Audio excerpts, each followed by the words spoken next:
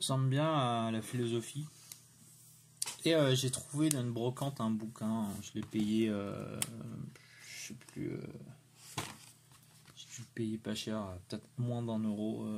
Sur la dissertation de philosophie. Donc c'est un bouquin qui date des années 80-90. Mais j'aime bien la façon dont il présente les choses parce qu'il y va graduellement. Et je vais essayer de retranscrire un peu ce qui se dit dans ce livre et essayer de faire un peu de façon graduelle une dissertation de philosophie. Donc qu'est-ce qu'il raconte? Donc la dissertation en philosophie. Ok. Dissertation en philo, peut-être pas en 44, ok. Je vais remettre ça là, voilà. Donc l'objectif est de donner au candidat au baccalauréat les moyens de réussir. Il veut être une réponse aux besoins pratiques, ok, bon, on s'en fout. Une introduction vivante à la philosophie pour tous. Donc c'est plus un vademecum, ok, on s'en fout aussi. Le souci des auteurs atteindre le maximum plus d'implication, s'en fout. Voilà, important. Vocabulaire philosophique de base. Je pense que la philo, c'est un peu comme le droit en fait. Si on n'a pas le vocabulaire minimum, on ne pourra jamais parler ce langage qui est le droit ou la philo. Je pense. Alors, première partie du bouquin traite des conseils généraux. Ok. Seconde partie traite les sujets. Donc c'est-à-dire les notions du programme. Les assemblées inutiles, un certain nombre de références culturelles extra-philosophiques, d'accord, ok. Ça peut toujours sur... Ok, aperçu, personne, ok.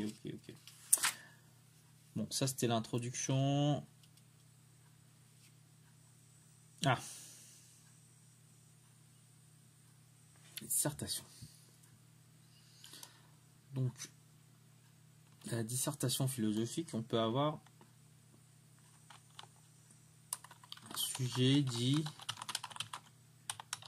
sujet-question, dont l'énoncé a la forme d'une question.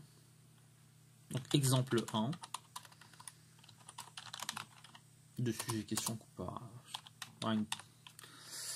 peut-être pas la grecque de philo, parce que la grecque de philo, ça va être l'agrégation de 2019, c'était un truc comme langage-réalité, ou sinon, de toute façon, c'est une notion qui travaille, qui est annoncée dans le programme, et du coup, ils mettent généralement un seul mot, ou 2 mots, et c'est l'agrégatif de faire le travail, sur les notions. Donc du coup, au niveau inférieur, on pourrait retrouver des trucs comme qu'est-ce qu'une évidence ?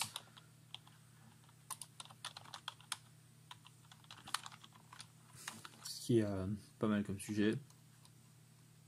Exemple 2. Donc ça, c'est bien un sujet question. Une question posée. On reconnaît la ponctuation, évidemment. Interrogation. La fin de l'art est-elle la vérité ?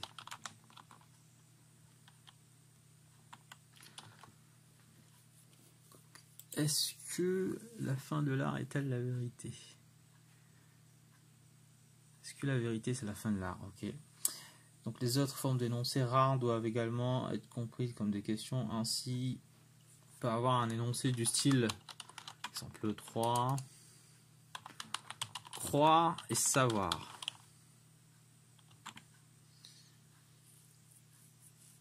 Donc du coup, ça c'est l'énoncé. Mais on devrait le comprendre comme c'est-à-dire le travail personnel que l'apprenti philosophe il fait, c'est la question déjà principale que je peux me poser là-dessus, c'est quel rapport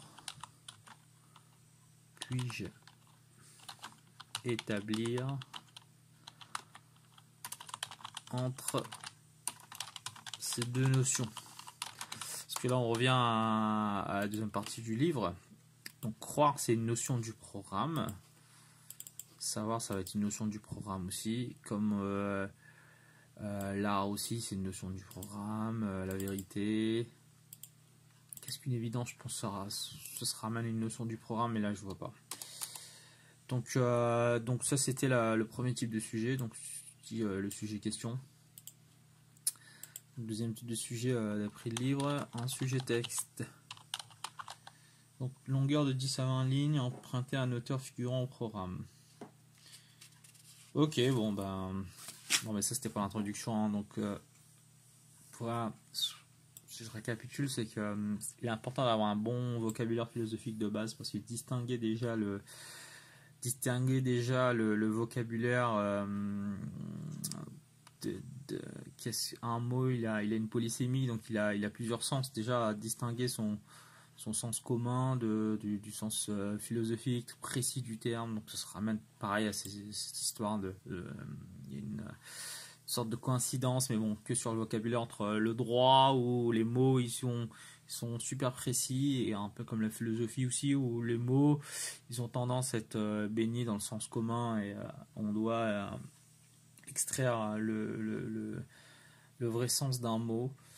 Donc voilà, donc on pourrait avoir une dissertation, un sujet question, donc avec une interrogation sur l'évidence, sur la fin de l'art, ou sinon croire et savoir, donc c'est une interrogation cachée, donc faire le lien entre les deux notions, ou sinon un sujet texte.